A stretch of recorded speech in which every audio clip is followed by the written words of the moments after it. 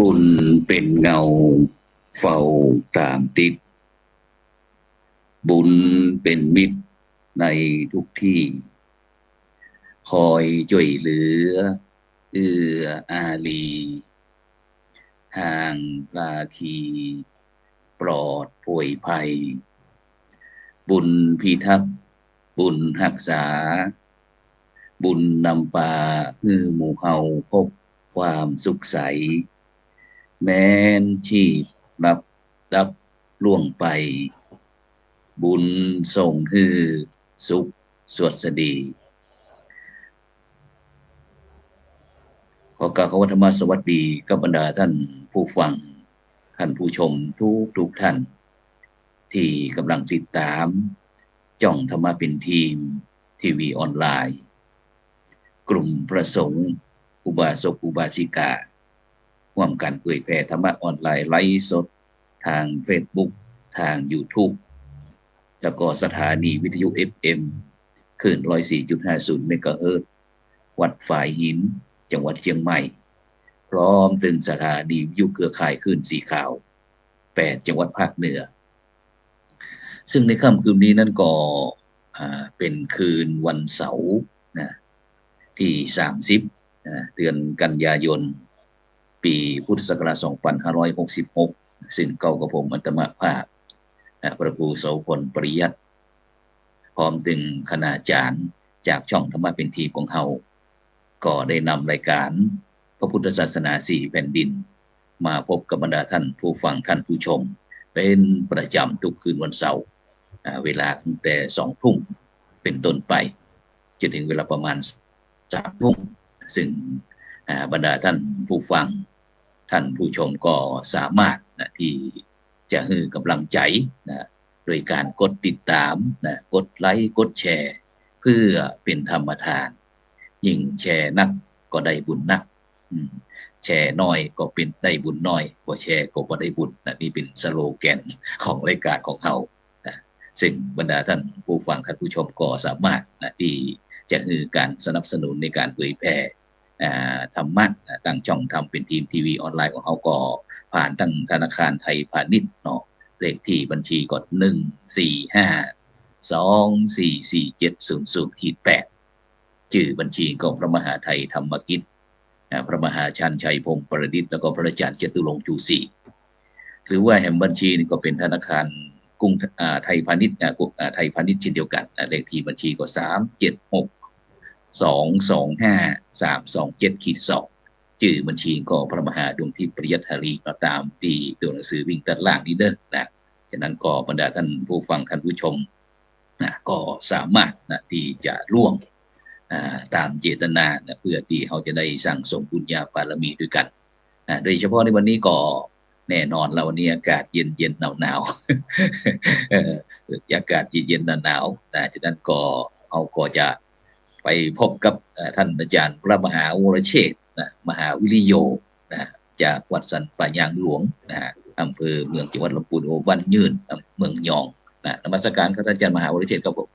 ครับนมัสการอาจารย์พระครูโสพลแล้วก็ครูบาอาจารย์พระมหาเถรานุเถระทุกจุดตนเจ้าองค์แล้วก็พร้อมถึงคณะศรัทธาญาติโยมนักศีลนักบุญทุกท่านทุกคนที่อยู่เมืองยองก็ดีเชียงตุงก็ดีโตโลกนี่ก็ดีนะครับวันนี้มาพบมาปะกันเอารายการดีๆมานำเสนอเนาะรู้สึกว่าแต่ว่าได้หันอาจารย์พระครูโสพลนั่งในวิหารหลวงวิหารอันพระธาตุบุญชัยนี่ครับผมแต่ว่านี่ก่อนน้ำมันเนาะครับผมครับสิ่งก่อนในช่วงนี้ครับท่านอาจารย์เป็นจะได้พ้องที่ลำพูนเฮาฟ้าฝนตกต้องตามฤดูกาลก่อนรู้สึกว่าผลแลดไปหน่อยอาจารย์มาคือมันจะได้มันอย่างใดดีอาจารย์คือเนาะวันนี้ก็ตกอยู่นะอาจารย์แต่ว่าจะตกวันค่ำมันคือตกวันค่ำก็ครับรู้สึกว่ามันมาจะว่าไปแล้วกว่า12เปงนี้ถ้าเป็นเมื่อก่อนเริ่มหนาวแล้วอาจารย์เนาะหมอกมาเหมยก็เป็นเริ่มลงแล้วหรอเจ้ามาก็เริ่มมัวเดี๋ยวนี้มันใจครับ12เปงลมหลวงมาอยู่นะอาจารย์เมื่อกี้นี้ก่อนโทรศัพท์ไปถามหาท่านอาจารย์ปุรวิทย์วันตา ครับก็ว่ากำลังเดินทางมาจากเชียงตุงถ้าจะไปงานปาพี่น้องไปร่วมเทศกาลออกพรรษาขอ๋อองพี่น้องเชียงครับที่เชีตุงเมืองยยงตุงครับองของราชาญมาบอกกี้บอกว่าครับผมโอ้เสียดายเป็นว่านะครับผมก็ยัเข้าเมืองยองงนึกถึงเหมือนกันเนาะอันครับไปออกกลับมาแล้วครับกลับจากอันถึงแถวไม่สายละแต่ว่าอ๋อตะกี้เป็นครับครับคอรับอกไม่สายมานะครับครับฉะนั้นก็ลองอู้ฟังดูอันเกี่ยวกับวันนี้อันตั้งฉากของเราที่จริงออกพรรแล้วษาแต่ว่าออกพรรษาเนาะผมมีคลิปให้ดูดีกว่าเนาะจ้ะเนาะเพื่ออันได้ครับเขาเป็นม่วนเป็นมีเปิ้นลากครับจ้างลากม้านะพระอาจารย์เนาะเปิ้นตั้งปุ่นนี้ออกพรรษาเพิ่นก็คิดฮอยอืมอันดีงามของท่านเพิ่นก็รักษาไว้ โดยเฉอืพาะมการลากจ้างลากม้าทางเมืองยองเนี่ยเพิ่นก็มีอยู่ครับตะกี้ผมก็ได้ความเมตตาธรรมจากพระสมธรรมวัดบ้านกอมเมืองยองพระอาจารย์ อืมบ้านอ๋อบ้านบ้านเกาะเมืองยองซึ่งท่านครับก็เอ่อท่านก็ได้เมตตาได้แบบเน้ออาจารย์เน้อผมกำลังแชร์อยู่ครับผมมีครับเสียงอีกอะซึ่งอ๋อน่าจะมีเดี๋ยวแป๊บหนึ่งเปิดได้เลยครับผมเปิดได้เลยแป๊บนึงครับมันมีเสียงอาจารย์เดี๋ยวแป๊บอ๋อนึงขบ่อมีเสียงสุมาเถอะครับผมได้ครับครับบ่แชร์เสียงเป็นหยังครับครับครับครับต้องแชอืม ร์เสียงด้วยครับอ๋อครับผมฉะนั้นก็บรรดาท่านผู้ฟังท่านผู้ชมตัวนี่ก็อย่างที่อ่าฝนตกนะตลอดทั้งวันทั้งคืนนะเกิดมาก็เพิ่งทานเนี่ยว่าโอ้ฝนตกเป็น100%เพราะว่ามันอาจอืจะเป็นเกี่ยวมกับเรื่องเทคโนโลยีสมัยใหม่ก็ที่เขาจังมีโทรศัพท์มีมือถือต่างๆนะครับซึ่งเพิ่นก็จะรายงานเกี่ยวกับเรื่อง กรมอุตุหรือว่าเรื่องฟ้าเรื่องฝนอะไรอย่างต่างๆนี่ก็ทำให้ว่าเฮานี้อันได้มีอ่าได้มีโอกาสนะครับที่จะได้มีเสียงกว่าครับเรียนรู้เสียงบ่มีเลยมีเสียงกว่าครับครับผมอาจารย์โทบ่มีครับผมชัดนะครับเออเป็นจะได้บ่มีเสียงเตือนนะครับเป็น TikTok อ๋อ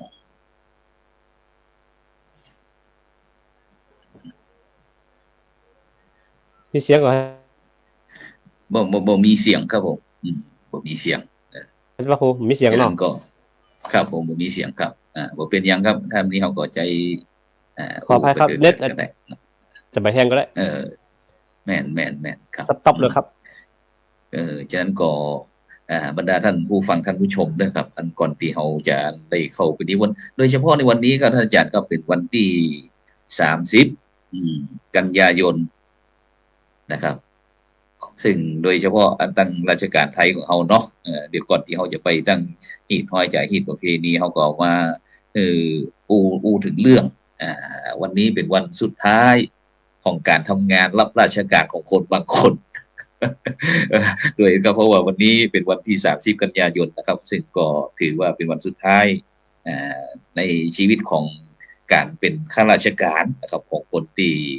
อายุครบ60ปีนะครับ ฉะนั้นก็ต่อไปก็คงจะต้องเข้าสู่ชมรมสวซึ่งหลายท่านหลายคนก็ยังมีโอกาสที่ได้การจะด้วยความรู้ความสามารถนะครับความรู้ความสามารถนั้นก็อาจจะได้รับการต่อเป็นรายปีต่อรายปี เพราะฉะนั้นเนี่ยบรรดาท่านผู้ฟังท่านผู้ชมทั้งหลายอย่างที่เราได้โอ้เกี่ยวกับเรื่องอนุรักษ์เรื่องจ้าง เรื่องจ้างที่มี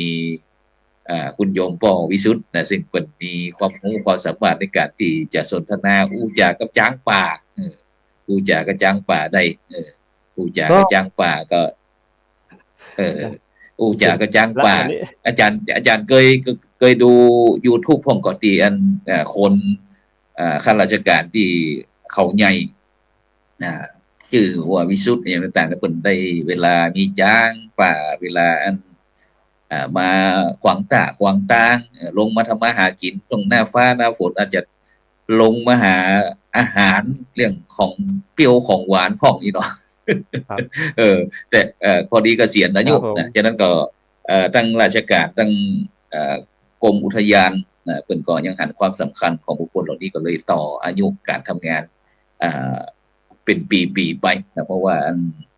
เป็นผู้ที่มีความรู้ความสามารถโดยเฉพาะสามารถที่จะเจรจากับช้างป่าได้ เพราะฉะนั้นก็แสดง ครับ ความยินดีด้วยเนาะที่ยัง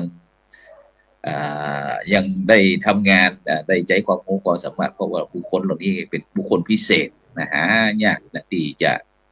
มาร่วมอ่า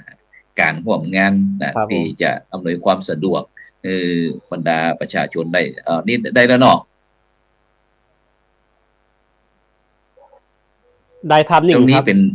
เสียดาย เป็นภาพนิ่ง วิดีโออ่ะมัน อ๋อ มันพอ เป็นภาพ ครับ นิ่ง บ่เป็นหยังครับ ก็บ่ได้ใจว่า มันก็แปลกเหมือนกัน อื ครับ ม ครับ อันนี้ ครับ คืองานสลาก ฉะนั้น ที่เมืองยองพระจันทร์งานสลากเมืองยอง อ๋อ เขาจะ ส นิ ลาย ม ก นต์ตาล ครับ ช้าง ตาลม้า สลากนี่อันหมายความว่าอัน ค่า เพิ่น เดิ อัน ไข่ได้ อันนี้ กั ก็ บปอนอัพ อันไอ้สลากนี่เป็นช่วงออกพรรษา ครับผม กันหรือว่าเนี่ยจะได้เพิ่นจะกินข้าวสลากบ่ได้ ออกพรรษาครับ คือออกพรรษา ส่วนมากเมืองยองนี่จะกินเฉพาะวันออกพรรษา อ๋อ อย่างเดียวค พ รับ อดี อาจารย์ ท่าน ครับ อาจารย์มหาดล คือจะ อาจารย์มหาดล อื่น ทิพย์กำลัง มันจะ ม มันคำ หา ว่า ดล กินเนี่ย กินข้าวสลากนี่คือ1ตำบลเนี่ย1ตำบลเนี่ยจะกินวัดเดียว อาจารย์ ครับ 1ตำบล ก็คือหมายถึงว่าวัด นี่ สมมุติตำบลนึงมี9วัดอะเนาะ ก็จะกินวัดเดียวแล้วก็ ครับ สัญญาณบ่ดีอาจารย์เนี่ย อืม สัญญาณสติขัด วันนี้สัญญาณ ครับ บ่เสถียรนะเนาะ บ่เป็นหยังบ่แชร์ก็ได้ ก็ บ่แชร์ก็ได้มันจะทำให้ ครับ มันบ่ต่อเนื่อง แปลกเหมือนกันแปลกเหมือนกัน ฉะนั้นอาจารย์กับผมเนี่ย ครับ จะอู้กันนี่มันจะขาดมันกระตุก ผมอู้อย่างอาจารย์อู้ ครับ อย่าง ผม อาจารย์บ่ใจกันเวทีเดียวกันนะครับครับ บ่ต่อ ฉะนั้น บ่ บ่ ต่อ บ่ เนื่อง แช กัน ร์ ละ ละ อา เนาะ จารย์นั่นก็ ตอนนี้ บ่แชร์ละครับ ครับ ก็คือจะอธิบาย ครับ เกี่ยวกับ มัน การกินสลากที่เมืองยองพระ ครับ เนาะ อืม ก็คือ ครับผม จะ1ตำบลเนี่ยจะกินวัดเดียว แล้วก็หมุนเวียนกันครับอาจารย์ครับ ปีนี้สมมุ ครั ติ บ ปีนี้สัปยางหลวง ปีหน้าเป็นอันเป็นจ้างก้องอีกเนาะอาจารย์เนาะเอาเปรียบเทียบกั คน รับ แล้วก็ปีต่อไป อ๋อ ก็จะเป็นอันไก่แก้ว แล้วก็ อืม ปีต่อไปก็เป็นอันสันปะยางนอมเองครับมันก็จะ ครับ ปั่นกันไป ครับ อืม คือหมายถึงว่าตำบลหนึงก็ไปรวมกินที่เดียวนะครับชาวบ้าน ครับ ชาวจองไปรวมกันที่เดียวหมดเลยจะจำกินว่าต่างคนต่างกินหมดใจนะครับ ก็ปั่นกันไปเอา แล้วก็จะมี ครับ การ ผม ตาลจ้างตาลม้า ตาลสิ่งที่มีค่านะสิ่งที่มีค่าในเพราะว่ามันได้กินทุกปีมาจากเนาะ4 5 6 ปีถึง แม่น จะ ครั มา บ ไฟบ้าน แม่น เฮาเตือนหนึ่งก็เวลากินเนี่ยมันก็ แม่ จะ นครับ อลังการครับมันจะทำอลังการขนาดนั้นนะครับเพราะฉะนั้นก็คื ค อ รับ บ่งบอกถึงว่าจะกินเฉพาะในออกพรรษา แต่ว่าเนี่ยมึงยองออกพรรษาตะวานี้มึงยองเจียงตุงสิสองปนาออกพรรษาตะวาแต่ว่าเจียงตุงนี่จะตานเตียนเหงแต่มึงยองก็มีครับมึงยองจะตานเตียนเหง1ค่ำนะครับเตียน1ค่ำหมายถึงว่า เตียนเหงนี่ถ้าเป็นประเทศไทยเป็นห้องอย่าง มันคล้ายๆว่ายึดเตียนปูจาพระเจ้าปันเล่มนะครับปันเล่มก็คือหมายถึงว่าปันเล่มคือบูชาในเป็นจุดส่องสว่างบูชาพระเจ้าที่ลงมาจากจันทร์ตะวันดึงอันนี้นะฮะ ครับผม ในเพิ่นก็จะบูเพราะนั้นมึงยอจึงตุงก็จะที่สมนาจะจี้ตรงนี้อยู่จะจุดจึงเต้นๆเหงอยู่ แต่ว่าคนละรูปแบบคือหมายถึงว่าอย่างมึงยอเพิ่นจะมีทั้งสลากเนาะจะมีทั้งสลากแล้วก็แต่ว่าวันปวารณาเนี่ยกลายว่าออก1ค่ำของเขาเหมือนบ้านเฮานี่เข้าบุษปุ๊บปวารณาออกเนาะอาจารย์เนาะปวารณาออกทันทีแต่ว่ามึงยอนี่รอทำ1ค่ำถึงจะมาปวารณากันมาขอโทษขอหยังกันแต่สมัยผมย้อนไปมันจะมีการไล่ผีตลอดมีการไล่ผีเมื่อคืนก็หลังจากสวดทำอย่างเรียบร้อยก็พระเนนทั้งหลายก็จะมีการไล่ผีในวัดอะครับจะมีแต่ในปัจจุบันนี้มีเฮากับบ่ฮู้นะครับมันที่หอยเป็นไปแล้วครับซึ่งเฮาได้มีโอกาสนะครับได้รู้ถึงว่าเรื่องผีเรื่องพระพุทธพ้องพระพุทธศาสนาพ้องนะครับซึ่งก่อนที่ตั้งคนเมืองของเฮาหรือว่ามนุษย์คนเฮาแต่ก่อนนี่ก็ส่วนมากตั้งล้านนาของนี่ก็จะนับถือผีก่อนเนาะนับถือผีแล้วก็ ต่อมาก็มีแต่ดั้งเดิมเนี่ยตามที่ว่ามนุษย์คนเฮาเนี่ยมันก็ต้องหาที่พึ่งทุกคนก็กลัวเนาะกลัวความมืดป้องอะไรอย่างต่างๆก็พยายามที่จะหาสิ่งที่ยึดเหนี่ยวจิตใจนะครับอันยังก็ได้ที่จะยังให้เฮาอบอุ่นใจจากนั้นก็เลยมาตั้งแต่ศาสนามีการบนบานศาลกล่าวฟ้าดินพ่องตึงแม่น้ำทะเลพ่องต้นไม้ลำคลองแล้วก็แล้วแต่ที่ยังจะเปิ่งได้ตึงพื้นดินพ่องต่างๆก็จนมีการพัฒนาเข้ามาสู่พระพุทธศาสนาจนถึงปัจจุบันนี้นะฉันก็สิ่งในปัจจุบันนี้ก็ซึ่งต้องเป็นเรื่องเหตุผลนะท่านอาจารย์เนาะเป็นเรื่องเหตุผลครับผมจากนั้นเขาจะไปอย่างทั่วๆไปก็ไม่ได้เพราะว่ามนุษย์นี่ถือว่าสุดยอดเป็นสัตว์ที่ประเสริฐที่สุดในโลกนะครับเพราะว่าอย่างต่างพยายามแม้กระทั่งธรรมชาติมนุษย์เขาก็พยายามที่จะเอาชนะขึ้นได้นะครับแต่ก็พระพุทธเจ้าเมื่อถึงด้านระบบมีวันที่จะชนะธรรมชาติได้เพราะอย่างเพราะมนุษย์เขาก็เป็นธรรมชาตินะครับฉะนั้นก็มาอยู่ในวงจรเกิดขึ้นตั้งอยู่ดับไปนะครับฉะนั้นก็ท่านบรรดาท่านผู้ฟังท่านผู้ชมก็ถามว่าอาจารย์นั้นพระครูโสพลหนาวก็ไอ้นะว่ายังใหม่นี่ยังฝนตกยังฝนตกอยู่นะครับฉะนั้นก็บรรดาท่านผู้ฟังท่านผู้ชมก็ช่วยรักษาสุขภาพด้วยเด้อรักษาสุขภาพตัวเองฉะนั้นเนี่ยท่านอาจารย์ครับอันแต่เจ้าเนาะแต่เจ้าแต่ว่านี่เราได้มีโอกาสไปร่วมประเพณีสลากย้อมนะครับที่วัดพระธาตุอริบุญชัยแต่ซึ่งก็เป็นที่น่าอนุโมทนายินดีซึ่งประชากรส่วนมากนะครับที่ลำพูนเขาก็90%นะอาจารย์เนาะเป็นพี่น้องไตยองเนาะไตยองฉะนั้นก็ครับได้เป็นสืบสารนะครับจากหีบประเพณีพื้นบ้านพื้นเมืองของเขานะครับซึ่งก็เป็นที่น่าส่งเสริมนะครับในการโดยเฉพาะเขาก็จะได้รู้ถึงรากเหง้านะครับซึ่งเขาพยายามจะเรื่องวิถีชีวิตนะครับของคนไทยเขาเนี่ยครับไทยยวนไทยอย่างก็แล้วแต่ครับที่เขาสามารถที่พอจะสืบหาประวัติได้พอ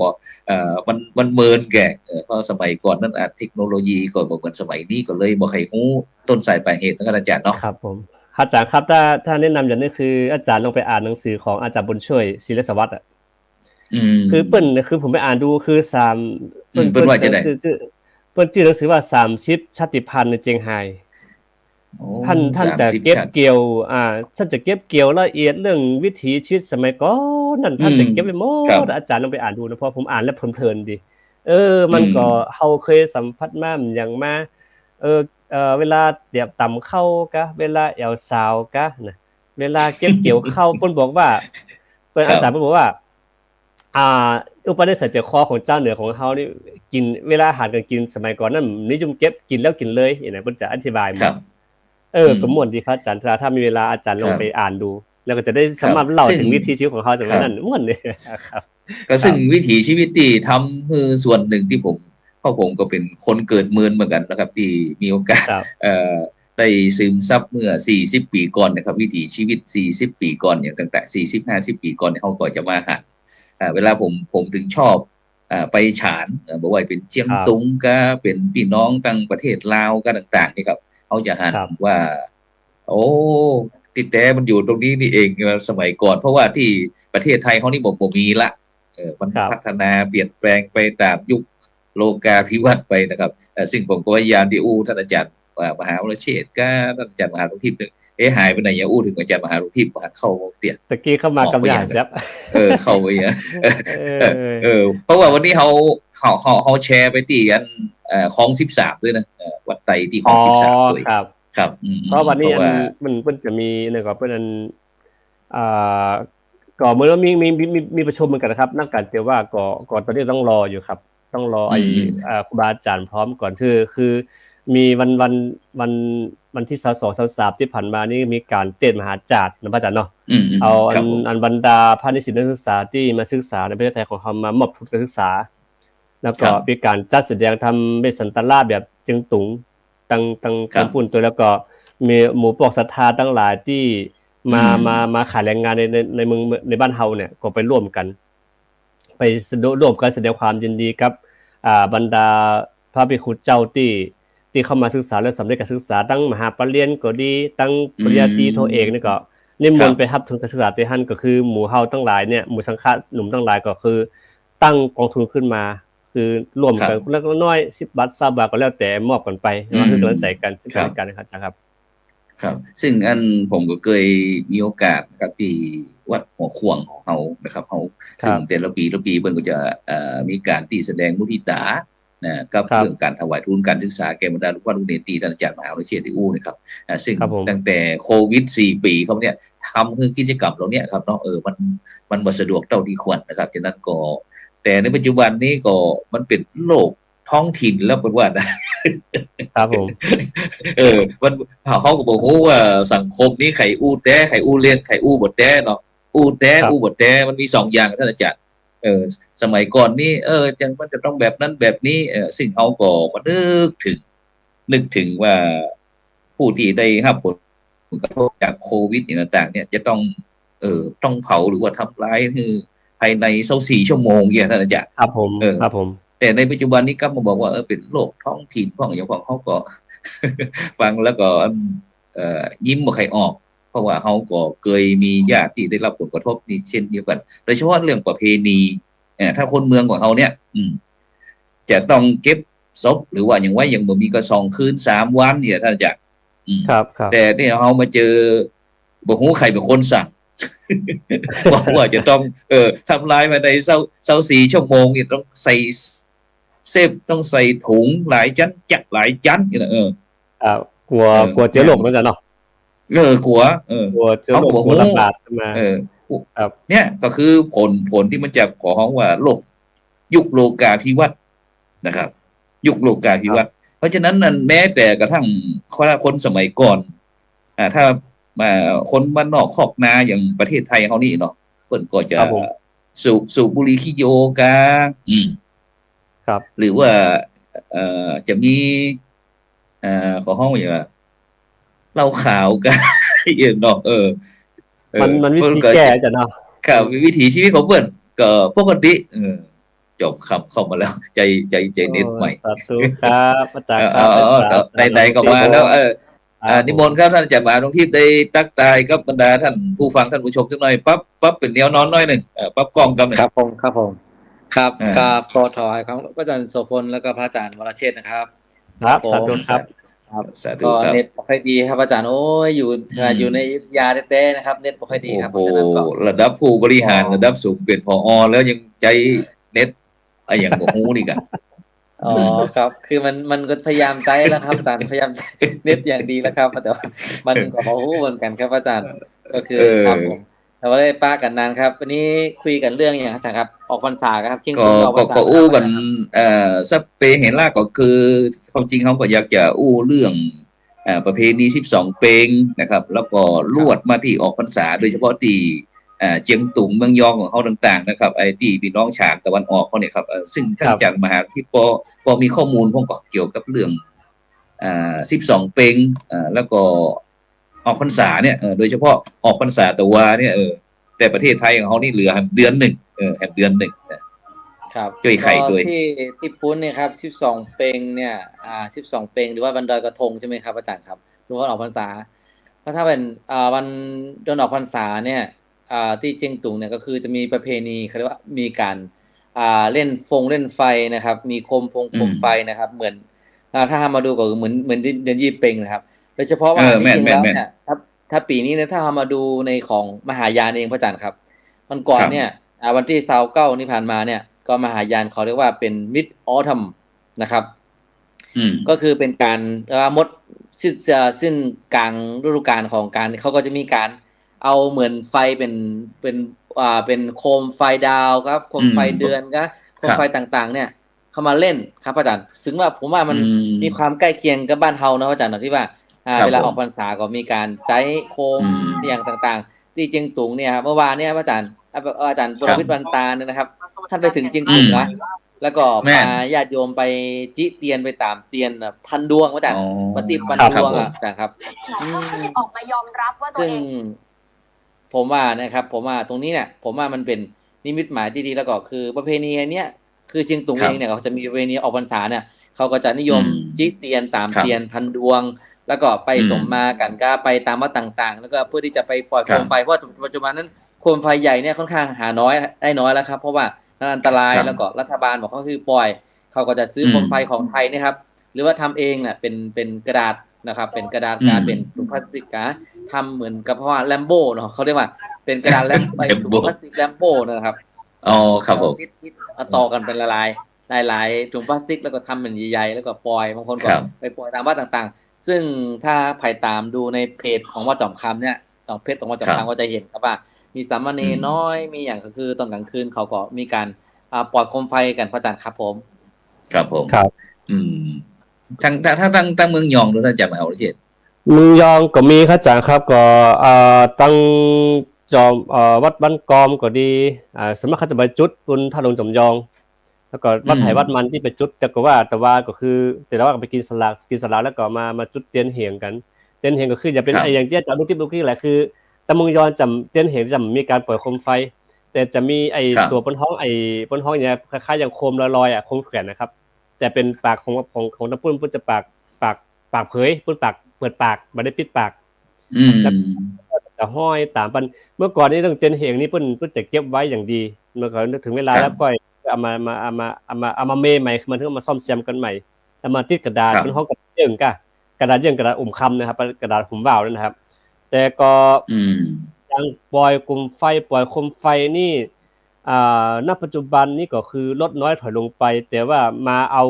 โคมไฟแก่นเล็กๆแก่นน้อยๆแต่เขาจ้างปล่อยกันยี่เป็งนะพระอาจารย์ครับเมื่อก่อนนี่แปลงคนเดียวนะครับ100 500แผ่นเอากระดาษ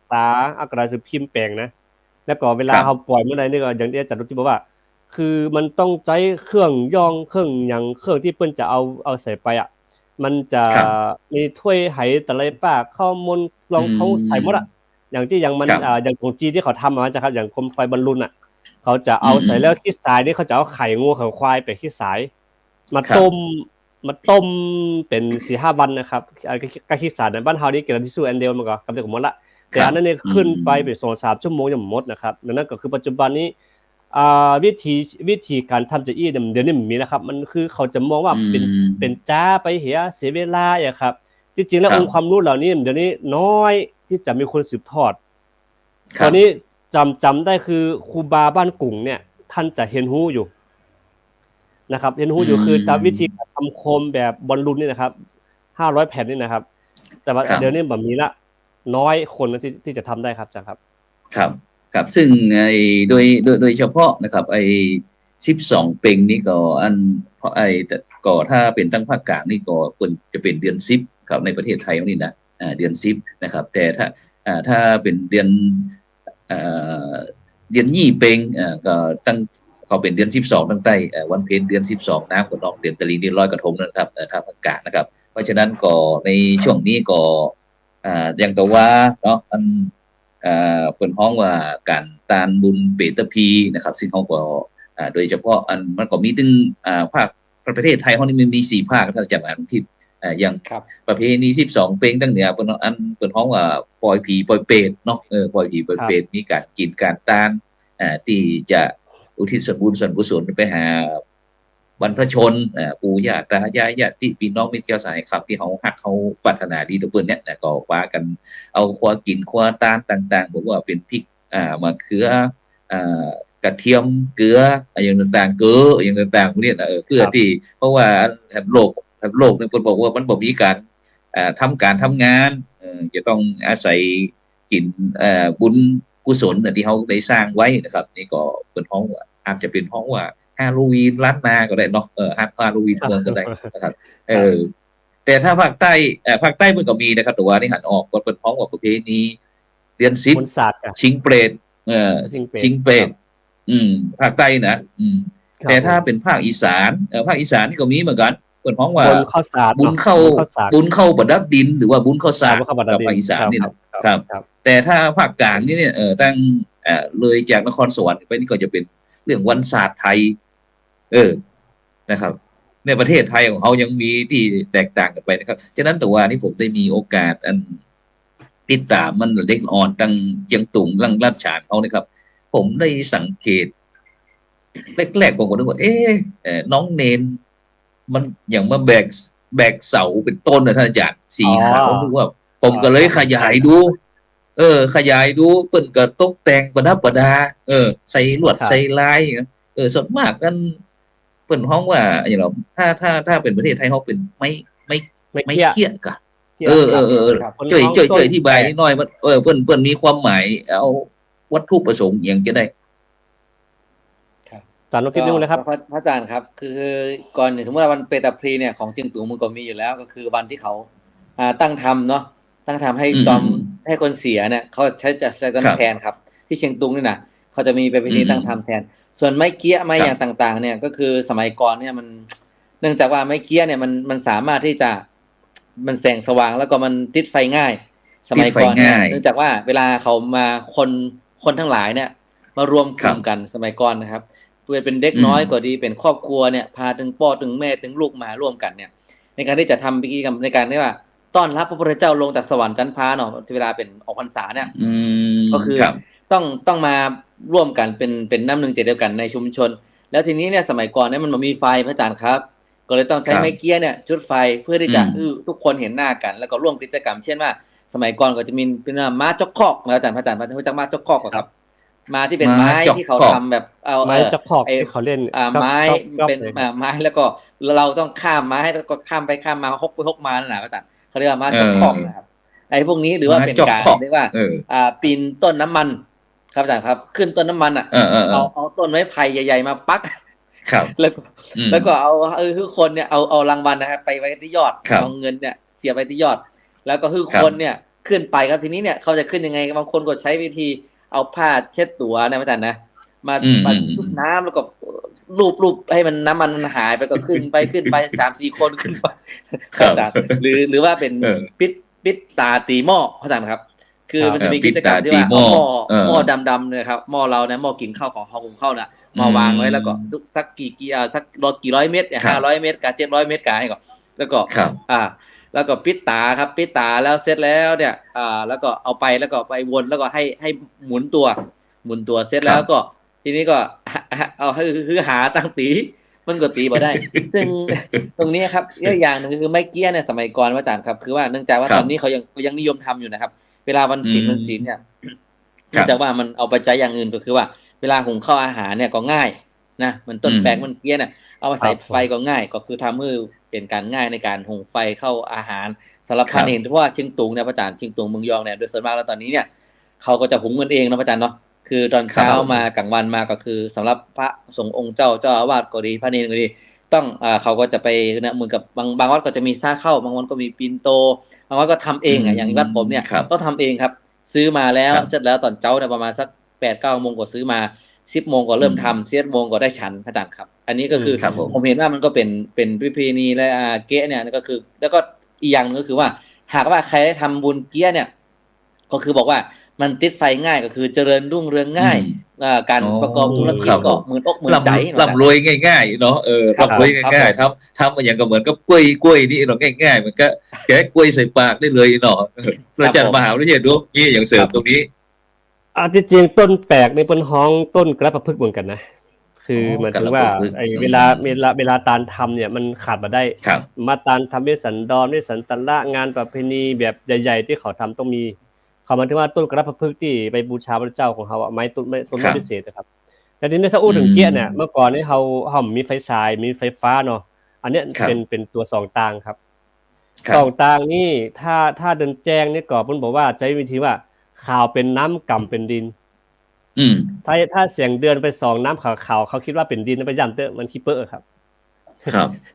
มันต้องคือมันต้องใจว่าคือถ้ากำต้องเป็นดินดังนั้นต้นเกี้ยเนี่ยเขาจะเอาบูชาพระเจ้างานส่วนมากเป็นงานใหญ่ๆโดยเฉพาะงานเกี่ยวกับงานบุญงานรุ่งเรืองเนี่ยจะมีแต่งานขึ้นบ้านใหม่การงานแต่งงานการงานปวยนี่ถ้าบ่เกี่ยวกับศาสนาของเฮานี่ค่อนข้างจะบ่ค่อยมีเท่าใดครับอาจารย์ตรงนี้เพราะฉะนั้นเวลาจะหันเนี่ยบอกว่าพี่น้องไตหรือไตยองไ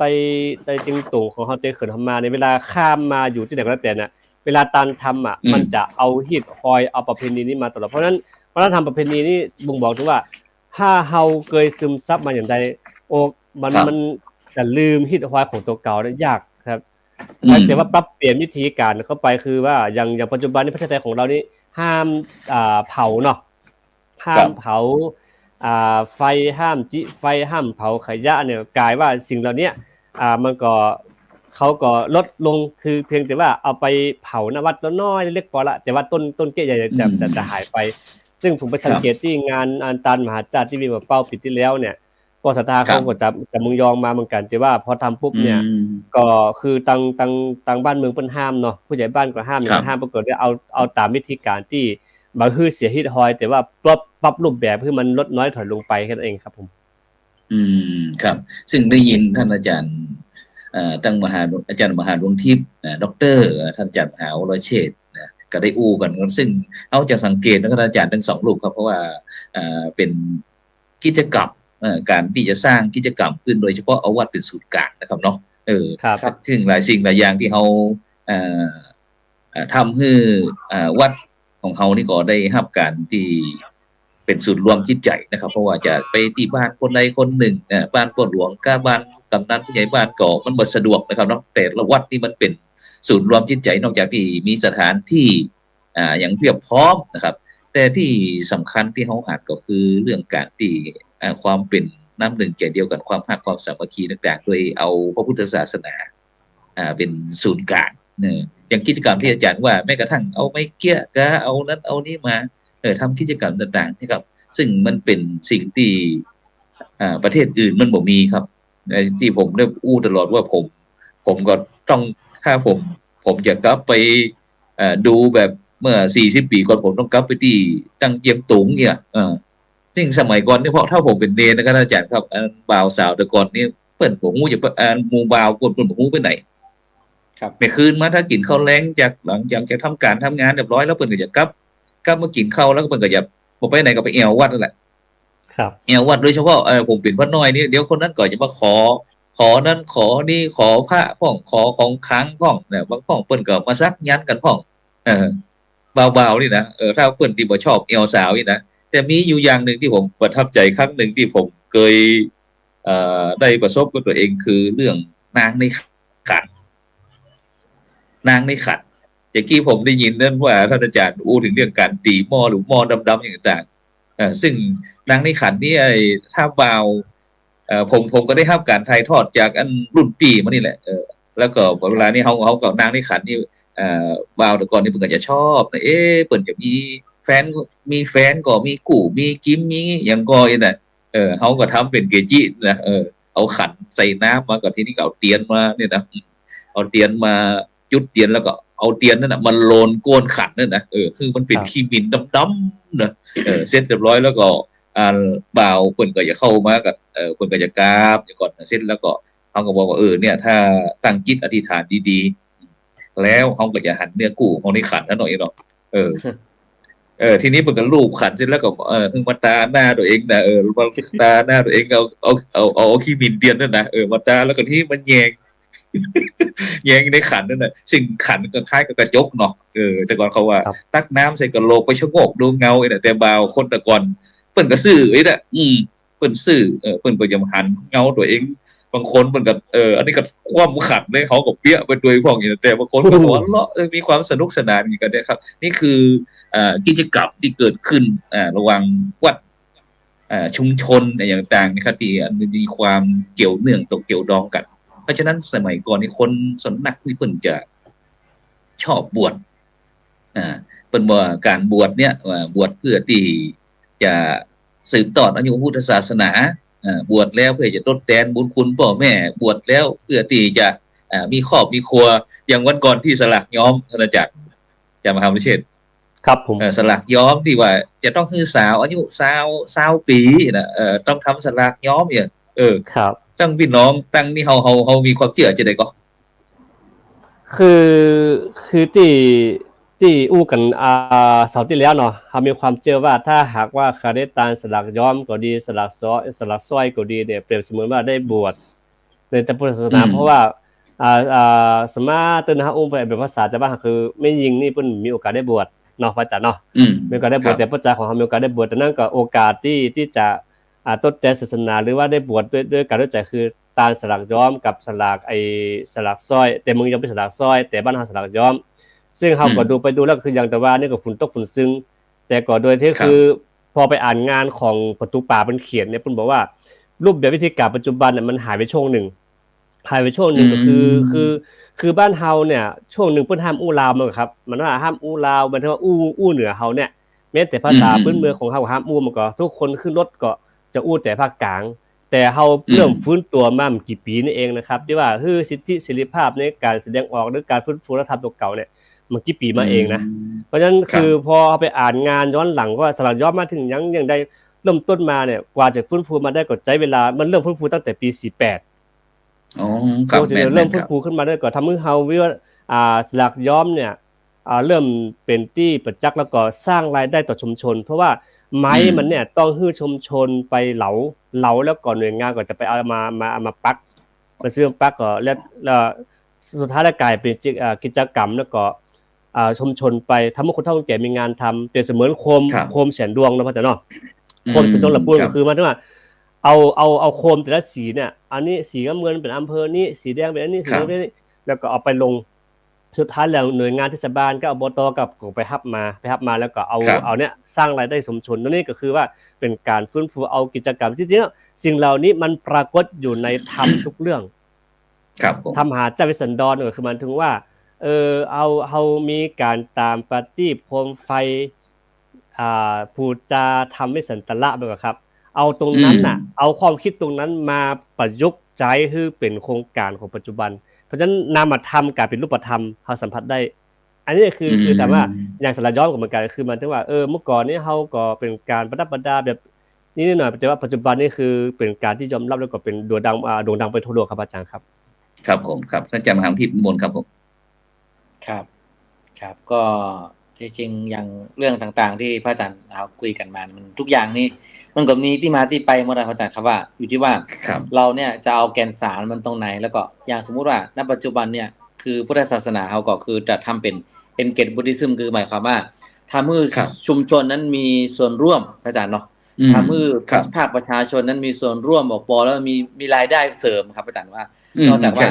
เขาเนี่ยอาจจะทำให้ส่งเสริมพุทธศาสนาให้เข้าถึงแม้ว่าอาจจะบางคนก็คือถ้าเอาไปตีความหมายมันอย่างลึกซึ้งมันก็จะเข้าถึงแก่นถ้าเอาตีความหมายแบบเชิงธรรมดาก็อาจจะถึงเปลือกถึงแค่กระพี้ก็ตามครับอาจารย์แต่ว่าในที่จริงแล้วก็คือว่าคือพุทธศาสนาเนี่ยก็ส่งเสริมให้ประชาชนนั้นมีกินมีอยู่นะครับอาจารย์เนาะคือหมายความว่าเอาเทศกาลของพุทธศาสนาเนี่ยไปเป็นมันกับเป็นต้นทุนคือเขาเหล่านั้นน่ะมีโอกาสในการสร้างรายได้ให้กับชุมชนตัวเองนะครับอาจารย์อย่างที่ว่าอย่างสมมุติว่ามีการปล่อยโคมไฟเนี่ยสมมุติที่เชียงตุงเนี่ยเขาก็ต้องมีคนที่ทำโคมไฟขึ้นมาเพื่อที่จะสร้างรายได้กับตัวเองนะครับอาจารย์ครับแล้วก็มีเกี้ยกับมีสิ่งต่างๆเหล่านี้ซึ่งมันก็เป็นการชี้ให้เห็นว่าเป็นการส่งเสริมให้พุทธศาสนิกชนนั้นมีอยู่กินอย่างบอกคัดสนในเรื่องของการทำมาหากินแล้วก็เป็นการทำบุญไปตัวนะพระอาจารย์ครับซึ่งตรงนี้ถ้าเราหากว่าเรามามองเนาะในธรรมของพระพุทธเจ้าเนี่ยคืออย่างสมมุติว่าการบูชาเกี้ยกาปล่อยโคมไฟกาเนี่ยมันก็เป็นการบูชาอันหนึ่งนะครับอามิสบูชาด้วยสิ่งของหรือว่าเป็นการเทียนเนี่ยเป็นทำให้เกิดมาก็คือมีแสงสว่างมีหูตาแจ้งใสนะครับทำให้เกิดมานั้นมีสติปัญญาเบาบึกเบาหนาสามารถเรียนหนังสือหรือฟังธรรมแล้วแจ่มแจ้งนะพระอาจารย์ซึ่งเหล่านี้เนี่ยผมมองว่านั่นเป็นสิ่งที่ดีครับโดยเฉพาะว่าหากว่าเรามองเห็นว่าในการที่จะทำจะได้ที่ชุมชนนั้นเกิดความสมัครสมานสามัคคีกันพระอาจารย์ครับผมครับซึ่งท่านกี้ท่านได้ยินท่านอาจารย์มหาดวงทิพย์พูดถึงเรื่องสติปัญญาแต่ก่อนที่จะผมจะอู้นี้ช่วยขยายอันคุณโยมสุวรรณมีสมัยเป็นบอกไม่เกี้ยคือเกี้ยของคนจีนสมัยก่อนหรือเปล่าท่านนะไม่รู้ว่าโยมสะกดผิดหรือเปล่าเกี้ยถูกละท่านอาจารย์มหาวิทยาลัยอาจารย์มหาวิเชษฐ์ไข่พอมีความรู้ตรงนี้ของเตียงไม่เกี้ยไม้ที่เจียงตุงบนห้องไม้อย่างห้องไม่เกี้ยไม่แปลกครับไม่แปลกไม่ยอมให้แปลกกับเกี้ยเดียวกันนะอาจารย์ครับแต่ห้องเกี้ยเดี๋ยวต้องห้องแปลกมันจะมีมันเกี้ยมีมันครับแต่ถ้าที่ผมมันเคยขึ้นไปที่อำเภอฮอดเขาจะหานั้นป่าสนนั่นนะป่าสนนั่นแหละไม่สน ฉะนั้นก็บรรดาท่านผู้ฟังท่านผู้ชมเรื่องคงจะตรงกันละท่านอาจารย์มหาวชิรก็ว่าไม่สนนั่นแหละอาจารย์มหาวชิรบอกไม่ไม่เกี่ยไม่สนก็คือไม่สนที่ไม่สนที่มันเป็นไม้ที่มันมีน้ำมันถ้าต้นใหญ่ๆแล้วเพิ่นก็จะมีวิธีการต่างๆที่จะเอามาเป็นเชื้อเพลิงใช้ไฟเผาห้องอย่างต่างๆเหล่านี้แล้วก็จะคือน้ำมันมันไหลออกแล้วของเพิ่นก็จะเจาะเพื่อที่จะสะดวกต่อในการที่จะใช้จุดไฟจะจุดเป็นเชื้อในการที่ก่อไฟหุงหาอาหารทำกับข้าวปลาอาหารต่างๆนี่ก็คือไม่เกี่ยวกับเดียวกันได้ขอเสริมนิดนึงครับอาจารย์ครับคือควันไฟนั้นเมื่อก่อนเพื่อมาฝึกเอาแปลงน้ำมึกนะเขาตามเกี้ยมันก็จะมีอันตั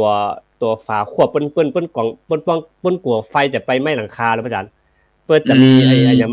มาบังแหมตัวนึงแล้วก็ควันไฟมันจะขึ้นไปน่ะควันไฟจะไปติดอยู่ตรงนั้นเปิ้นจะเคาะเอาตรงนั้นมันเป็นน้ำมึกซักแค่ซักขาครับเพราะฉะนั้นเวลาเปิ้นน้ำมึกเปิ้นได้ซื้อครับอาจารย์ครับถ้าอยากคือดีเอาควันไฟมาผสมดีป๋าสุ่มผสมดีป๋ามาซักแข้งขานี่ขำครับมันจะทนครับสีมันจะทนอยู่นานเนาะแล้วก็นะครับแล้วมันมาเป็นพิษต่อร่างกายเลยพระอาจารย์นะครับเนาะครับผมเป็นแบบว่าไอ้บอกมีผลข้างเคียงนี่เนาะเหมือนนั่นของไอ้มาใหม่วิทยาศาสตร์เหล่านี้นะครับนั่นเนี่ยบรรดาท่านผู้ฟังท่านผู้ชมที่เฮาทั้ง3ทุกพยายามที่จะอู้กันก็คือเรื่องเป้าหมายสูงสุดก็คือเรื่องความสุขที่ยั่งยืนโดยเฉพาะที่เขาเป็นพี่น้องพุทธศาสนิกชนนะซึ่งเขาก็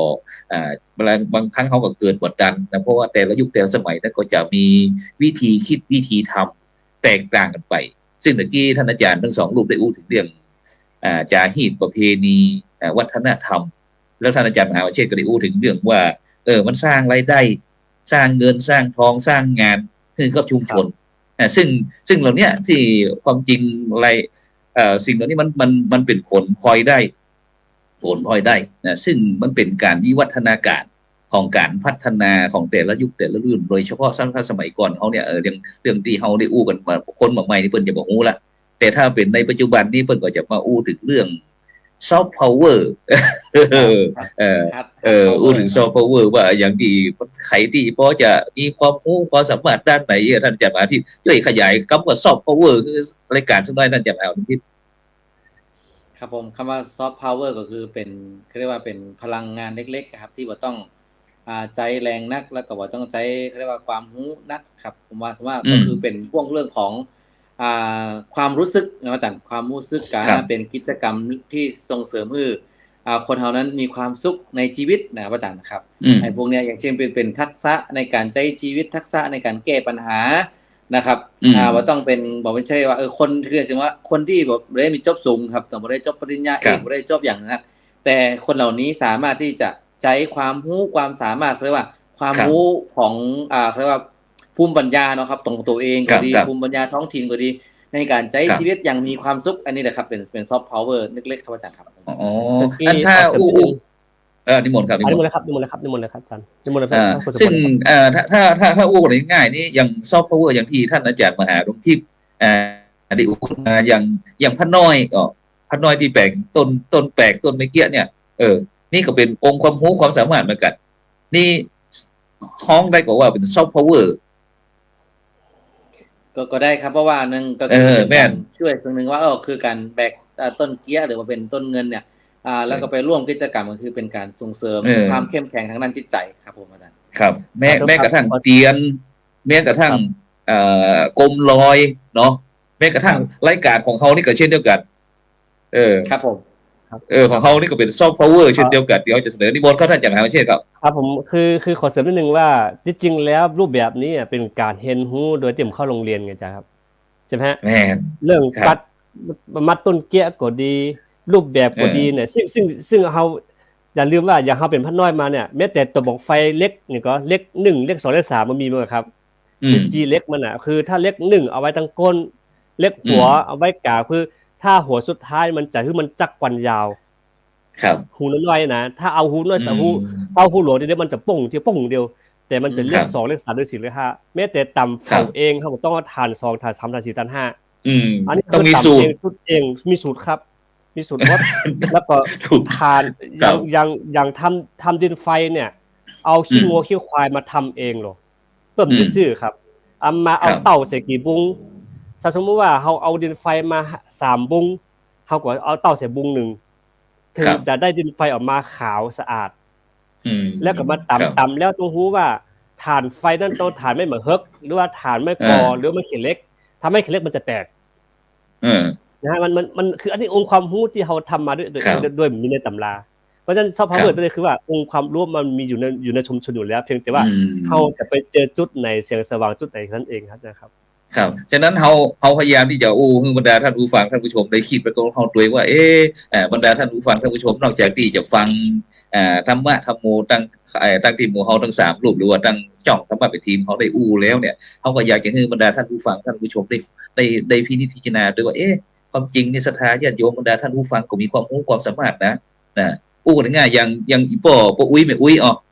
กันง่ายไอ้สารตะก้า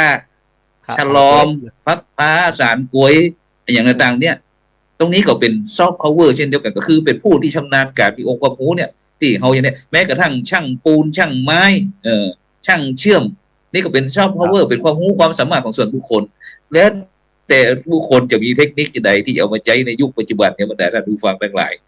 ฉะนั้นเราก็พยายามที่จะสนทนากันจะเกิดวิธีคิดขึ้นผมใจว่าฟังอย่างเดียวฟังแล้วก็ต้องคิดด้วยคิดไว้โดยหมู่เฮาด้วยเพราะว่า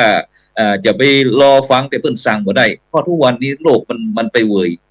โดยเฉพาะในปัจจุบันเนี่ยเด็กละอ่อนเขาเนี่ยก็ยังน่าเป็นห่วงอยู่แต่ก่อนนี้เฮาอาจจะใจลูกใจหลานสะดวกเนาะถ้าจะมาหาพิมพ์เนาะใจขยมกันง่ายก็ยังขยมเขาทั้ง3รูปนี่เด้อจะไปฟังไปไหนนะเดี๋ยวไปหั่นไปนี่มันจะบ่มีเวลาคือดูเจ้าเขาเลยนะขยมปัจจุบันในสมัยก่อนจะนั่งรอเสิร์ฟน้ำเสิร์ฟตารอจัดเข้าจัดปลาทำความสะอาดแต่ในปัจจุบันนี่บ่ได้ขยมเปลี่ยนไปท่านจะมาหาพิมพ์เป็นจะได้เปลี่ยนก่อนลองความเปลี่ยนขยมเหลี่ยม3นาทีเปลี่ยนไปเยอะครับอาจารย์แต่ว่าถ้ารูปแบบทางเจียงตุ่มเมืองยองเฮาเนี่ยก็ยังมีอยู่นะมีการไปเก็บปิ่นโตอย่างได้อยู่แต่บ้านเฮาปัจจุบันนี้แต่จะบ่หันเลยคือมันมีกฎหมายเข้ามาสิทธิเสรีภาพตัวนี้เข้ามาบอกว่าเป็นการใช้แรงงานเด็กขึ้นไปมันก็เลยกลายเราออกปัจจุบันก็เลยได้องค์ความรู้เนี่ยใหม่เข้ามาแต่ว่าทางถ้าสมมุติว่าพี่น้องทางเชียงตุงเมืองยองของเฮานี่อันนั้นคือรูปแบบประเพณีของทางปุ้นเนี่ยเข้มแข็งคือคอยฮัดไถใส่น้ำล้างมือตื่นมาต้องตั้งน้ำอุ่นช่วยล้างหน้าล้างตาครูบาอาจารย์อันนี้มีหมดเพราะสมัยผมเป็นเด็กนะครับตื่นมาเป็นทำเวรนี่ต้องตั้งน้ำอุ่นใส่หม้อถาดก่อนคือไอ้หม้อที่คุณเก็บน้ำอุ่นนะครับกาน้ำร้อนเนี่ยต้องตั้งไว้ทุกอันเลยแล้วก็เวลาพระหลวงเน้นน้อยมาต้องตักน้ำล้างหน้าตักน้ำซักผ้าฝนตกมาต้องไปเก็บมาหมดของไผก็เก็บมาแล้วก็เวลาพระพระปี้หลวงกาตู้เจ้ากามาถามว่าผ้ามีไหนก็ต้องหูแต่ณปัจจุบันเนี่ยได้แล้วครับมันก็คือบ่ฮู้ละหายก็คือหายนะครับหมูเลยโอเคครับเอาไปที่ครับผมครับไปที่อาจารย์มหาหลวงทิพย์น้อยนึงครับเหลือเวลานาทีเดียวนิมนต์ครับอาจารย์มหาหลวงทิพย์ครับก็คืออะไรนะครับอาจารย์ก็คืออาจารย์จะถามเรื่องชีวิตวิถีชีวิตมันเปลี่ยนไปอย่างขยมเนี่ยถ้าสมัยขยมแต่ก่อนก็สมัยขยมปัจจุบันเนี่ย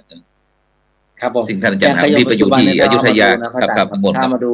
ในปัจจุบันนี้คือแทบจะเชียงตุงตอนนี้ก็หาน้อยแล้วครับส่วนมากจะเป็นขยมประมาณสัก5วัน7วันเนี่ยก่อนที่จะเข้าบวชบางทียังท่องบทสวดมนต์ที่จะบวชนี่ยังบ่ได้หมดครับอาจารย์เพราะว่ากำบวชยังบ่ได้เตี้ยเปลี่ยนไปตามยุคตามสมัยมากพระอาจารย์ครับคือณปัจจุบันนี้ทำให้ขยมน้อยลงครับจะมีขยมน้อยลงแล้วก็พระเนรก็น้อยลงครับนี่คือเป็นปัญหาที่ว่าเราไปตามยุคสมัยใหม่เกินไปทำให้เราเรียกว่าคือลืมความดีงามที่เขาเคยสั่งสมมาครับลืมของเก่าเมาของใหม่ครับผมถูกต้องครับนี่เป็นคำสรุปที่ดีที่สุดนะครับคนปัจจุบันนี้ลืมของเก่าแล้วก็เมาของใหม่โดยบอกได้กับย้อนถึงว่าต้นรากต้นสายปลายเหตุนั้นหมู่เฮามาจากที่ไหนนะครับฉะนั้นเขาก็พยายามที่จะให้บรรดาท่านผู้ฟังท่านผู้ชมได้รู้ถึงวิถีชีวิตจากเหตุประเพณีได้รู้ความกตัญญูถึงบรรพบุรุษบรรพชนผู้ที่ได้ก่อสร้างปางอาชีพอย่างต่างๆในความรู้ต่างๆที่เขาได้สืบทอดมาเป็นรุ่นๆเนี่ย ซึ่งในปัจจุบันนี้ท่านเหล่านั้นก็ได้ล้มหายตายจากไปนะซึ่งหน้าที่เขาก็คือทำอย่างไรนะถ้าไม่มีท่านวันนั้นนะแล้วก็ไม่มีพวกเราวันนี้นะฉะนั้นก็ในโอกาสต่างๆที่เขานับถือพุทธศาสนาก็บุญอันนะที่เขาจะได้ช่วยส่งเสริมเพื่อนได้แสดงได้มีกิจมีใจแล้วก็ได้แสดงถึงความกตัญญูกตเวทีของหมู่เขานะฉะนั้นก็ในค่ำคืนนี้ก็เวลาหมดเวลาอย่างแล้วนะครับต้องกราบขอบพระคุณท่านอาจารย์มหาวรเชษฐ์มหาวิโยนะครับท่านอาจารย์มหาหลวงทิพย์ปริยัติธารีนะครับดร.พร้อมถึงบรรดาท่านผู้ฟังท่านผู้ชมทุกท่านเด้อที่ได้ร่วมด้วยช่วยกันในการที่เขาจะแบ่งปันความสุขกันด้วยกันพระสงฆ์ของเจ้าก่อนเนี้ยมีทำหน้าที่ก็คือเรื่องการที่จะสร้างคนดีเพิ่มขึ้นในสังคมฉะนั้นก็ขอบคุณอนุโมทนารับฝันดีมีเงินใจไร้โลภะพยาธิป่วยเจ็บป่วยจนรับรวยผู้คนสำหรับนะครับคืนนี้ขอกล่าวคำว่าสาธุครับ